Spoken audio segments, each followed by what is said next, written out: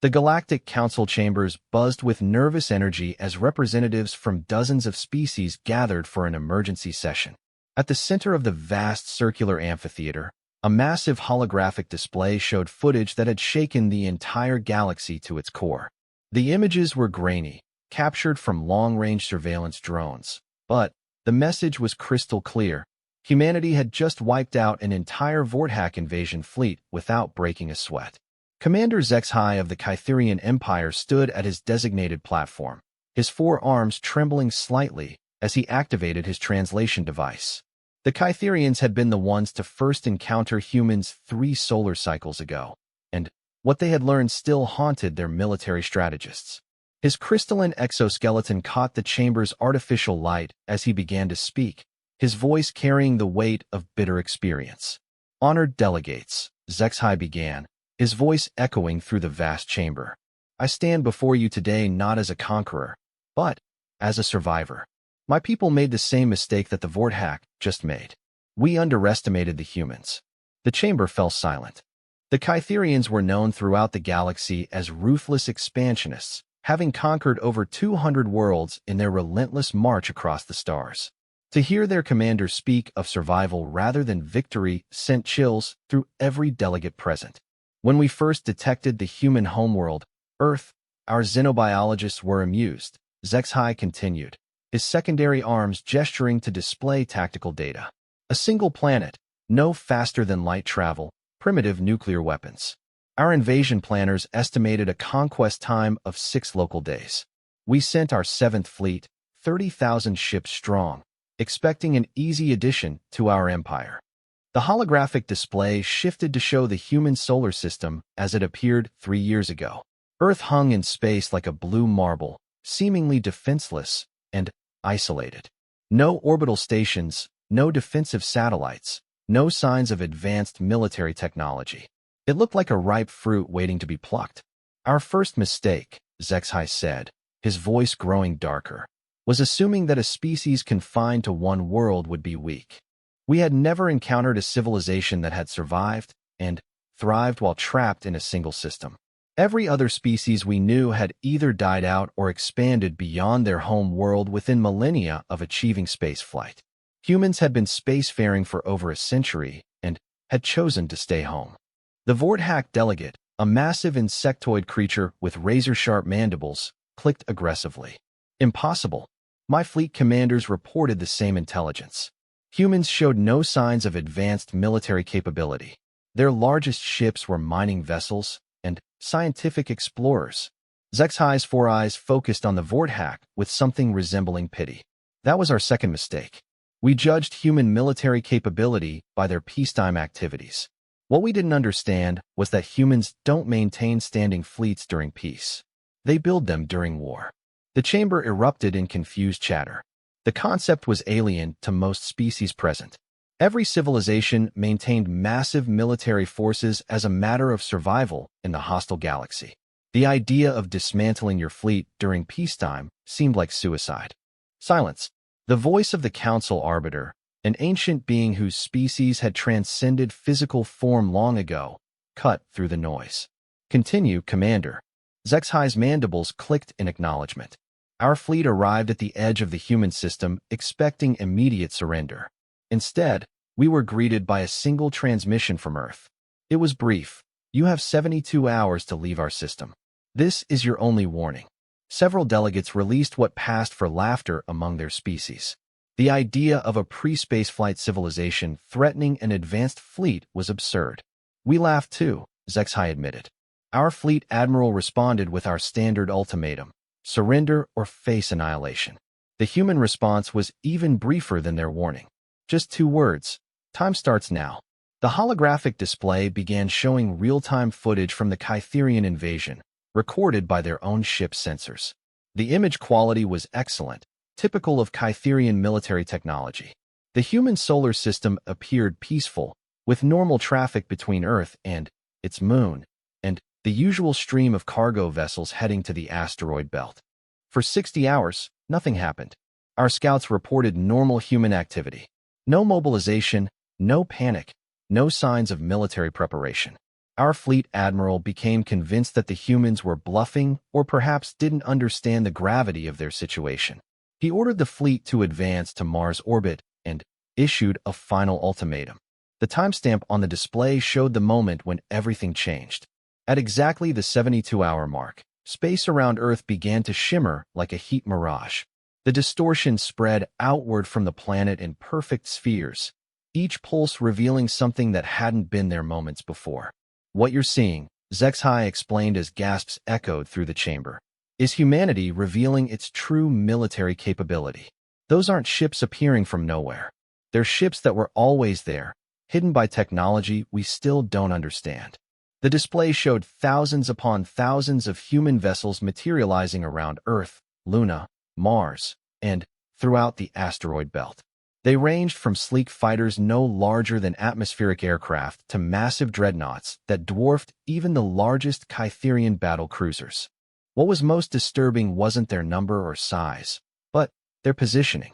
They had completely surrounded the Kytherian fleet without being detected. Our sensors had seen nothing, HFY continued. No heat signatures, no electromagnetic emissions, no gravitational disturbances.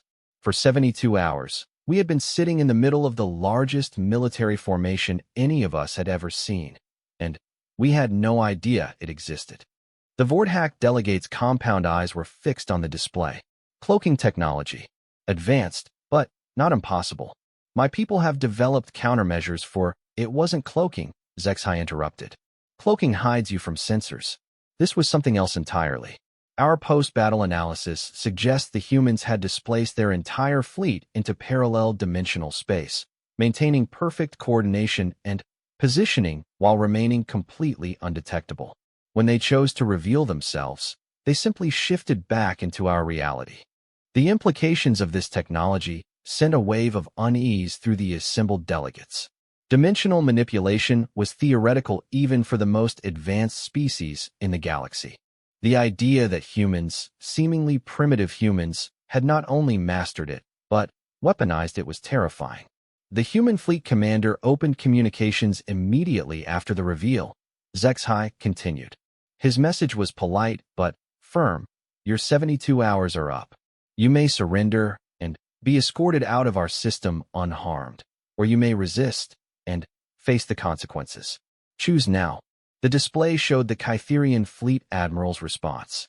Like most of his species, he was a proud warrior who had never retreated from battle. The idea of surrendering to what he still considered a primitive species was unthinkable. He ordered an immediate attack on the nearest human vessels. That, HFY said quietly, was our final mistake. The footage that followed would haunt military strategists across the galaxy for generations. The Kytherian fleet, 30,000 strong, and equipped with the finest weapons technology their empire could produce, opened fire on the human formation. Their plasma cannons and quantum torpedoes lit up space with deadly energy, targeting the human ships with pinpoint accuracy. Nothing happened. The human ships absorbed the devastating barrage without even activating defensive shields. The energy weapons that could melt through armored hull plating simply disappeared upon contact with the human vessels, as if they had never existed at all. Energy absorption, whispered the delegate from the crystalline collective, her voice barely audible through her translation matrix. They're absorbing our most powerful weapons. HFY nodded grimly. Not absorbing. Converting. Every joule of energy we fired at them was transformed into something else and stored. We didn't know it at the time, but we were charging their weapons with our own attack. The human response was swift and devastating. Instead of returning fire immediately, they transmitted another message to the Kytherian fleet. This time, the voice belonged to a different human, one whose tone carried the authority of absolute command. I am Admiral Sarachun of the United Earth Defense Force. You have fired upon human vessels in human space. This is an act of war. You have one opportunity to surrender. If you fire again, we will defend ourselves. The Kytherian fleet admiral's pride overruled his tactical sense. He ordered a second, more concentrated assault on what appeared to be the human flagship, a massive vessel that seemed to be coordinating the entire fleet. Every ship in his vanguard focused their fire on this single target, pouring enough destructive energy to crack a small moon. The human ship absorbed it all. Then it responded. The weapon that fired from the human flagship defied every known law of physics. It wasn't a beam or a projectile, but rather a controlled tear in space-time itself. The fabric of reality parted like curtains, creating a tunnel of absolute nothingness that reached out and touched the lead Kytherian battle cruiser. The ship didn't explode. It didn't burn or break apart. It simply ceased to exist. One moment it was there, a magnificent example of Kytherian engineering and firepower. The next moment, there was empty space where it had been, not even debris left behind. Molecular disintegration? Asked the hegemony representative, his tentacles writhing in obvious distress. Worse, Zexhai replied. Complete atomic dissolution. They didn't destroy our ship. They removed it from existence entirely. Every atom, every subatomic particle, every quantum of energy that comprised that vessel was simply unmade. The silence in the chamber was deafening. The concept of a weapon that could completely erase matter was beyond the comprehension of most species. Even the most advanced civilizations could only dream of manipulating reality at such a fundamental level. Admiral Chun transmitted once more, Zexhai continued. Her voice was calm, professional, showing no emotion despite having just demonstrated the most powerful weapon any of us had ever witnessed. She said simply, "That was a warning shot. Surrender now, or we will defend ourselves properly." The display showed the aftermath of the human demonstration. The Kytherian fleet, which had moments before been advancing in perfect formation, was now in complete disarray. Ships scattered in all directions as their crews tried to comprehend what they had just witnessed. Communications channels were flooded with panicked reports and requests for new orders. But the fleet admiral, driven by pride and the knowledge that retreat would mean disgrace, made the decision that would haunt the surviving Kytherians forever. He ordered a full fleet assault on all human positions simultaneously. What followed, Zexhai said, his voice dropping to barely above a whisper, was not a battle. It was an education in the true meaning of human warfare. The human fleet moved with perfect coordination, each ship knowing exactly where every other vessel would be at any given moment. Their formation flowed like liquid mercury, impossible to predict or counter. As the Kytherian ships closed to weapons range, the humans revealed another terrifying aspect of their military doctrine. They didn't fight fair. Space around the human fleet began to distort again, but this time the effect was localized around individual Kytherian ships. One moment a Kytherian cruiser would be advancing at full speed, and the next it would be trapped in a bubble of slowed time, watching helplessly as the battle continued around it at seemingly impossible speeds.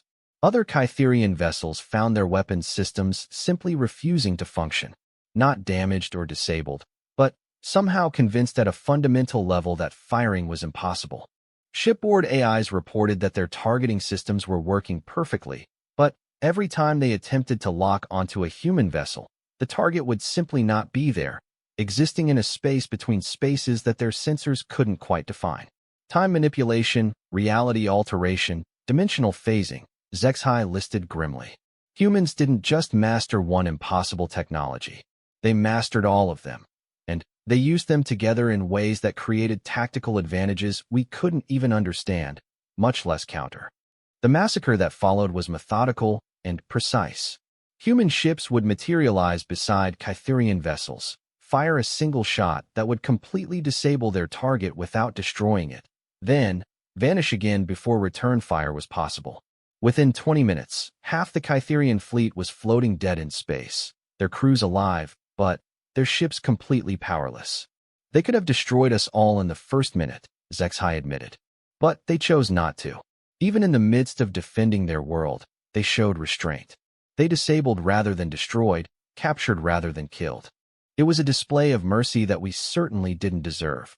Admiral Chin's final transmission came as the last functional Kytherian ships were being systematically neutralized.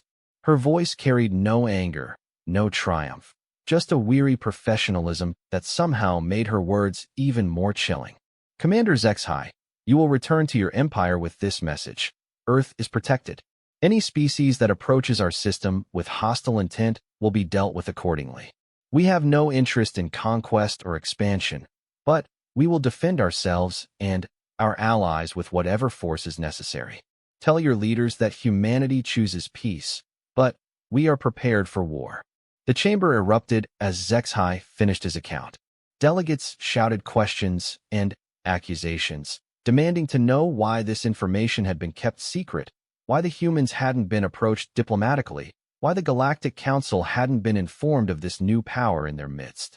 Through it all, Zexhai stood silently, his four eyes fixed on the holographic display that now showed the current state of the human system. Earth remained exactly as it had been before the invasion, a single blue world orbiting a yellow star, with no visible signs of the massive military force that had just demonstrated its capability to the Vorthak. Because somewhere in that peaceful-looking system, Admiral Sarah Chun and her impossible fleet were waiting.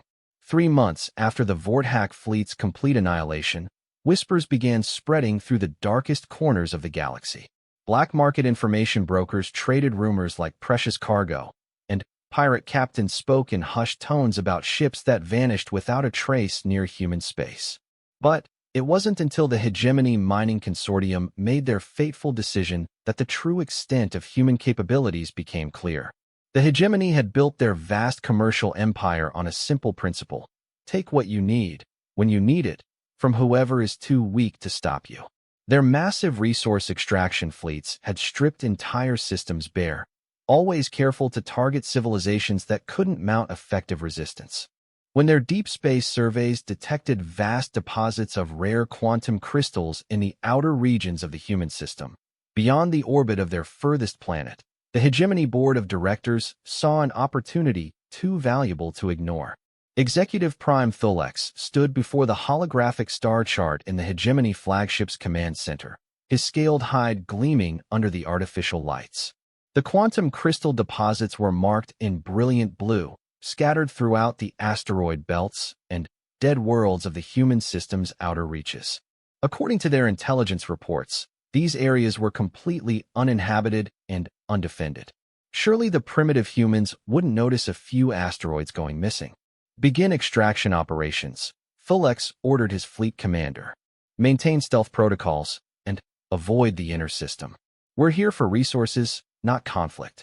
The Hegemony extraction fleet was a marvel of industrial efficiency. 50 massive harvester ships, each the size of a small city, accompanied by hundreds of support vessels and a modest but capable military escort. Their cloaking technology was among the finest in the galaxy, making them virtually invisible to all but the most advanced sensor arrays. They had successfully raided dozens of systems using the same tactics, always taking just enough to avoid immediate detection. Captain Varthek commanded the lead harvester, a veteran of countless illegal mining operations who had never lost a ship or been caught by local authorities. His crew consisted entirely of non-humans who had signed contracts promising them shares of the profits in exchange for their silence about the operation's illegal nature. As far as they knew, they were simply conducting routine resource extraction in unclaimed space. The first sign that something was wrong came from the automated mining drones. They had successfully identified and approached a promising asteroid cluster when their telemetry feeds suddenly cut out. Not damaged or destroyed, simply gone. When Captain Varthek sent a scout ship to investigate, they found the entire asteroid field exactly as it had been before, with no sign that the mining drones had ever existed. Technical malfunction. Executive Prime Thulex decided when the incident was reported. Deploy backup equipment and continue operations. The backup drones suffered the same fate. Then, the tertiary systems. Within 6 hours, the Hegemony had lost over 300 pieces of sophisticated mining equipment without receiving so much as an error message to explain what had happened to them. It was Chief Engineer Kellex who first noticed the pattern. A brilliant female from a species known for their analytical minds, she had been monitoring all the drone telemetry feeds when they vanished. Her review of the data revealed something that chilled her to her core. The equipment wasn't malfunctioning or being destroyed. It was being systematically removed from space-time itself. "Sir," she reported to Captain Varthek, her voice trembling despite her effort to remain professional. "I believe our drones are being intercepted by technology that operates outside normal dimensional parameters. The energy signatures I'm detecting suggest the presence of devices that can selectively edit reality at the quantum level. Captain Varthek stared at his chief engineer as if she had spoken in an alien tongue. That's impossible. No known civilization has developed technology capable of. His words were cut off by an incoming transmission on a frequency that none of their equipment should have been able to receive. The message was crystal clear despite being broadcast on wavelengths that didn't exist according to conventional physics. Hegemony vessels. This is Commander James Harrison of the United Earth Outer System Defense Corps. You are conducting illegal mining operations in sovereign human space. Cease all activities immediately and withdraw beyond our system's heliosphere. You have 30 minutes to comply. Executive Prime Thulex laughed when the message was relayed to him. The idea that humans had any presence in their system's outer reaches was absurd. Their intelligence clearly showed that human technology was incapable of maintaining permanent installations beyond their inner planets. More importantly, the hegemony's most advanced sensors showed absolutely no sign of human vessels anywhere in the region.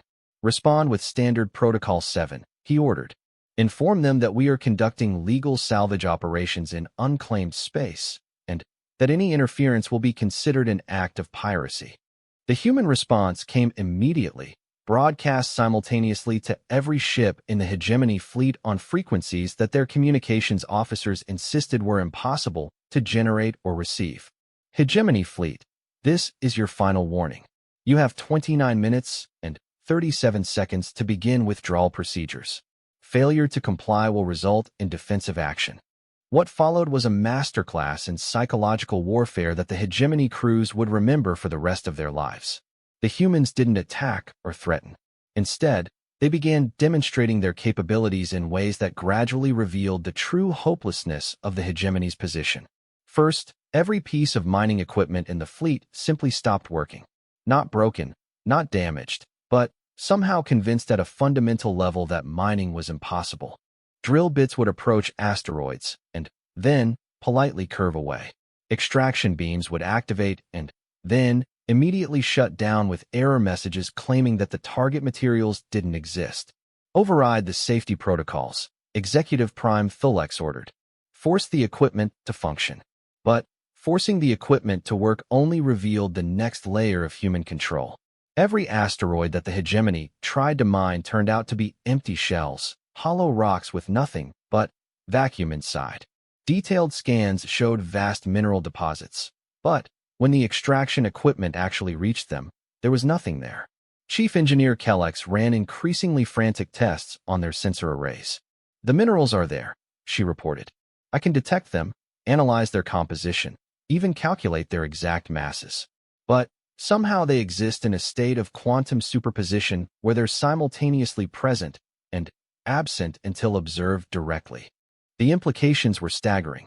The humans had somehow learned to manipulate matter at the subatomic level, selectively making resources accessible or inaccessible based on who was trying to extract them. The quantum crystals that the hegemony had come to steal were still there, but only for beings that humanity deemed worthy of accessing them. As the 30-minute deadline approached, the human demonstrations became more elaborate. Hegemony ships found their navigation systems gently but firmly corrected whenever they tried to approach certain areas. Weapons systems would activate perfectly but would only target empty space, no matter how carefully they were aimed. Most disturbing of all, crew members began reporting that their personal communicators were receiving messages from loved ones back home, despite being impossibly far from any conventional communication networks. How are they doing this? Captain Varthek demanded of his chief engineer. Our ships are shielded against every known form of intrusion. Our communication systems are physically isolated. It's impossible for anyone to access them remotely. Kellex's response was a whisper of pure terror. Sir, I don't think they're accessing our systems remotely. I think they're accessing our systems locally, from inside our own ships. The revelation hit the hegemony crews like a physical blow. The humans weren't just demonstrating superior technology. They were revealing that their ships were already compromised, had perhaps been compromised from the moment they entered the human system. Every conversation, every plan, every strategy session had been monitored by beings who could apparently exist anywhere they chose to be. With 5 minutes remaining in the deadline, Executive Prime Thulex made the decision that would define the rest of his career. Pride and the potential profits from the quantum crystals warred with a growing certainty that his fleet was facing something far beyond their ability to comprehend or resist. All ships, he broadcast on the fleet command frequency. Prepare for immediate withdrawal from this system. We are leaving. Now. The human response came instantly, broadcast on every screen, every communication device, and every personal display in the hegemony fleet simultaneously. Executive Prime Thulex, this is Admiral Chun. We appreciate your cooperation. Please note that your fleet will be escorted to the heliosphere boundary by units of the Outer System Defense Corps. Do not be alarmed by their presence. Presence? What presence? The hegemony sensors still showed absolutely no sign of human vessels anywhere in their vicinity. But, as the fleet began its withdrawal, space around them began to shimmer with the same reality-distorting effect that had terrified the Kytherians months earlier. The human escort fleet that materialized around them was unlike anything the hegemony crews had ever seen. These weren't the massive warships that had destroyed the Vorthack or disabled the Kytherians. Instead, they appeared to be purpose-built defense platforms, each one a geometric impossibility that seemed to exist in more dimensions than conventional space allowed. Dimensional architecture. Chief Engineer Kellex breathed, her voice filled with awe and terror. They're building ships that exist in parallel realities simultaneously.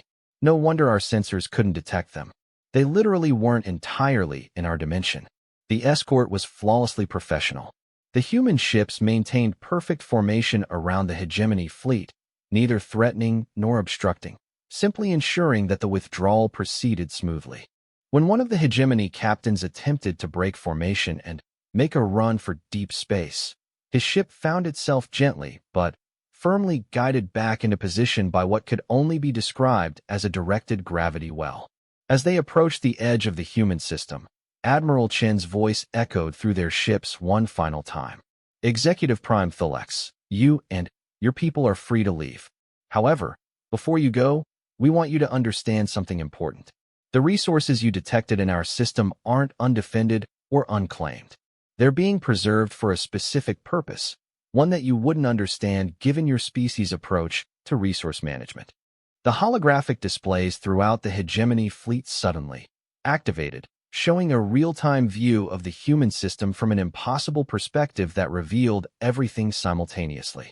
Earth and its moon were clearly visible, along with the familiar inner planets. But now the display revealed the true extent of human presence in their own system. The outer asteroid belts weren't empty wastelands waiting to be strip-mined. They were vast gardens, carefully maintained environments where the quantum crystals grew in complex, symbiotic relationships with other exotic materials. Space-based habitats, previously invisible to hegemony sensors, housed millions of human researchers and their families.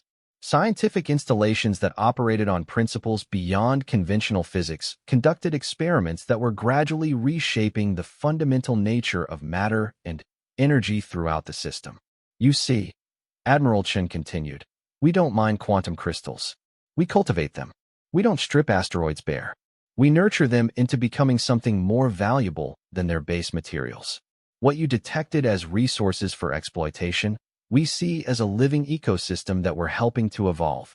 The display zoomed in on one of the crystal gardens, revealing structures that defied easy description.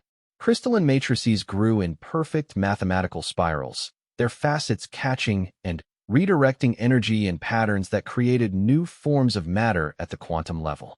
Human scientists moved among them like gardeners tending to flowers, making tiny adjustments that would influence the growth patterns for decades to come.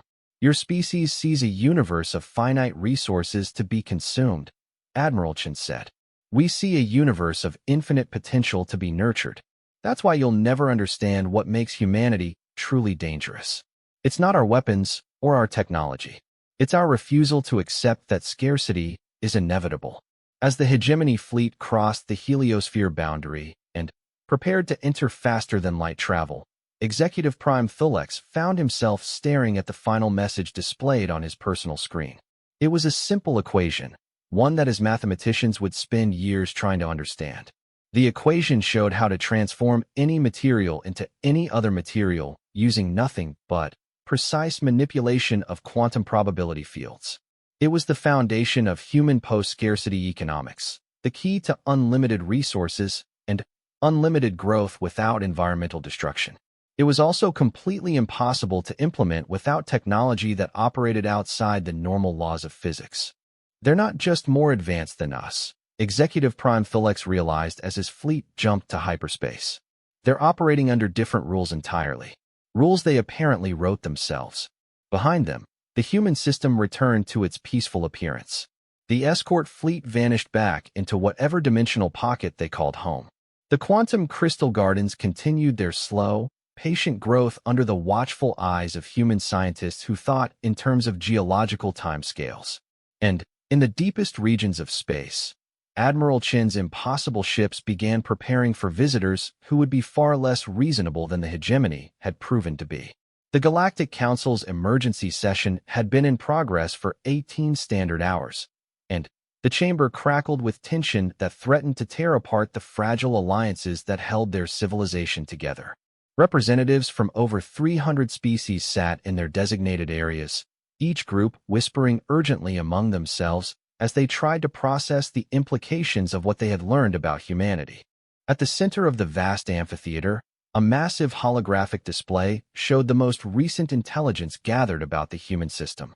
The footage was compiled from dozens of sources, surviving Kytherian crew members, hegemony engineers who had analyzed their encounters, Vorthack battle recordings, and long-range observations from species too cautious to approach Earth directly. Every piece of evidence painted the same terrifying picture. Humanity possessed technology that operated beyond the known laws of physics. Council Arbiter Velnath, whose energy-based existence allowed her consciousness to process information at near-light speed, had spent the past several hours reviewing every scrap of data about human capabilities. The evidence before us suggests that humanity has achieved technological transcendence. They have learned to manipulate the basic building blocks of reality itself. The Draconic Hegemony Representative, a massive reptilian being whose species had ruled over 1,000 worlds for 50,000 years, slammed his clawed fist against his platform. Impossible. No single species can advance so far beyond the natural progression of technological development. There must be outside influence, ancient artifacts, forgotten technologies, intervention by the precursors. Commander Zexhai activated his translation matrix and stood to address the assembly.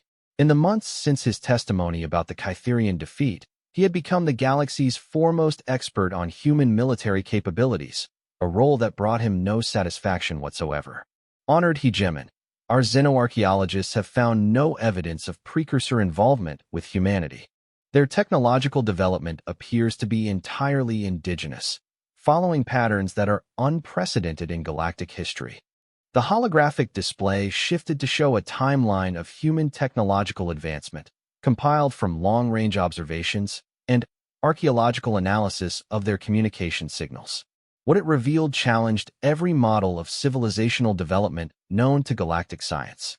Most species follow predictable patterns of advancement, Zexhai explained. Stone tools to metallurgy to electronics to spaceflight to faster-than-light travel. Each step builds logically on the previous one, following natural laws and resource constraints. Humanity skipped steps. The timeline showed humanity progressing normally through primitive phases: agriculture, writing, industry, computing. Then, something changed. In the span of just 2 centuries, they had somehow leaped from basic nuclear power to technologies that could manipulate dimensional boundaries and rewrite quantum probability. They didn't just advance faster than expected, Zexhai continued. They advanced in directions that shouldn't be possible. Look at their energy progression. The display highlighted humanity's energy development curve.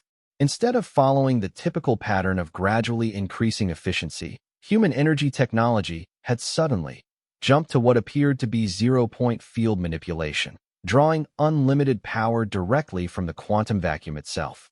Zero-point energy is theoretical for most of us, whispered the crystalline collective representative. We've proven it exists, but accessing it requires infrastructure larger than most star systems. How can a single-world species harness such forces? Dr. Kethvar of the Science Consortium, a being whose species had dedicated their entire civilization to the pursuit of knowledge, stood to address the assembly. His translator conveyed not just his words, but the deep unease that had gripped the galaxy's finest scientific minds. Honored delegates, we have spent months analyzing human achievements from a scientific perspective. What we've discovered suggests that humanity didn't just advance technologically, they fundamentally altered their relationship with physical reality. The display showed detailed analysis of human technology captured from the various encounters. The weapons that had dissolved Kytherian ships didn't just break molecular bonds. They convinced matter that existing in a particular location was no longer a valid state of being. The stealth technology that had hidden their fleets didn't bend light or absorb energy. It temporarily relocated their ships to parallel dimensional frameworks. We've identified at least 17 distinct violations of established physical laws in human technology, Dr. Kethvar reported. Not workarounds or alternative applications, but direct contradictions of principles we considered absolute. Faster-than-light communication without quantum entanglement. Matter transmission without conservation violations. Energy creation without corresponding destruction. The implications sent shockwaves through the assembled delegates. Physical laws weren't suggestions. They were the fundamental constraints that governed all existence. The idea that a species could simply choose to ignore them was philosophically terrifying. How? The question came from the hive mind representative, a collective consciousness that spoke with the combined intelligence of trillions of individuals. How does a species achieve such capabilities? Commander Zexhai activated a new section of the display, showing intercepted human communications from their early industrial period. The translations were rough, but the content was clear enough to understand. The answer appears to lie in how humans approach problem-solving, he explained. Most species accept limitations as absolute boundaries. When we encounter a physical law that prevents us from achieving something, we work around it. Humans argue with it. The display showed examples of human scientific progress. Researchers who refused to accept that certain reactions were impossible. Engineers who built devices that conventional physics said wouldn't work. Theorists who developed mathematical frameworks that treated natural laws as negotiable parameters rather than fixed constants. They don't see the universe as a rigid system with unchangeable rules, Zexhai continued. They see it as a dynamic environment that responds to sufficient determination and creativity. When reality tells them something is impossible, they find ways to convince reality otherwise. The chamber erupted in confused chatter. The concept was alien to most galactic civilizations, who had built their entire societies around understanding and working within natural constraints. The idea of a species that simply refused to accept limitations was both fascinating and terrifying. Silence. Arbiter Velneth's voice cut through the noise. There is more you must know.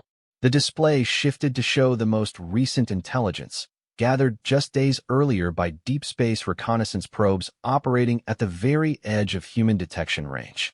What they had observed defied not just military analysis, but basic comprehension. 3 days ago, our observers detected massive energy fluctuations emanating from the human system, Velneth announced.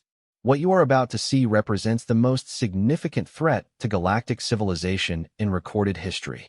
The footage showed space around Earth beginning to ripple like the surface of a disturbed pond.